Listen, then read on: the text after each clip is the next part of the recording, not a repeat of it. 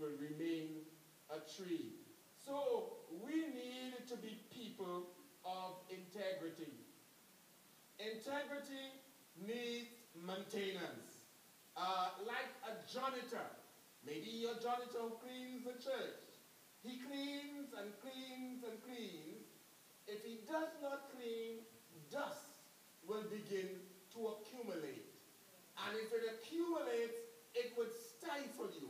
So you need to maintain your integrity. It is important that we live lives of integrity. In this day and age, everybody's talking about same-sex marriage and talking about abortion. And while that is good and for us to talk about, we label on these two big issues, but we forget the small things, the little things. What are you talking about, Bishop? We forget when we last went to the convenience store on the corner and the keeper gave us too much change and we pocketed it and say, thank God. But God is looking for a person of integrity.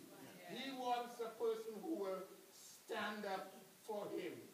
What does it mean to be a person of integrity? It means that we must do that which is right, make the right choice without anyone looking over our shoulder. It basically means being a genuinely good person who does not succumb to peer pressure. Whenever we think of peer pressure, we think of teenagers. But all of us are affected by peer pressure. And integrity means someone who is not going to succumb to peer pressure.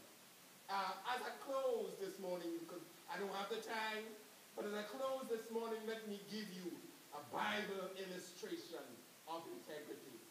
These three Hebrew boys of who we read, Shadrach, Meshach, and Abednego. They were three young men of integrity. They stood for their God regardless of the circumstance. And in standing for them, they had to go through something. But thank God, God brought them through.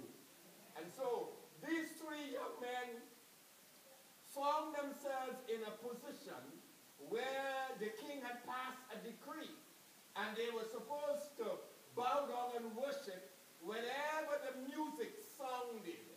But they refused. They chose to obey their God. The first thing I want us to notice there, dear friends, is somebody is looking at you. I don't care who you are. I don't care where you are. Somebody is looking at you. It's not your friend. It may be an enemy. It may be a neighbor. But somebody is looking at you. And so these three young men went about their task. But somebody was looking at them. And the persons who looked at them took the report back to the king. These three men that you put in authority are not mindful of serving you. The king got furious. He summons them.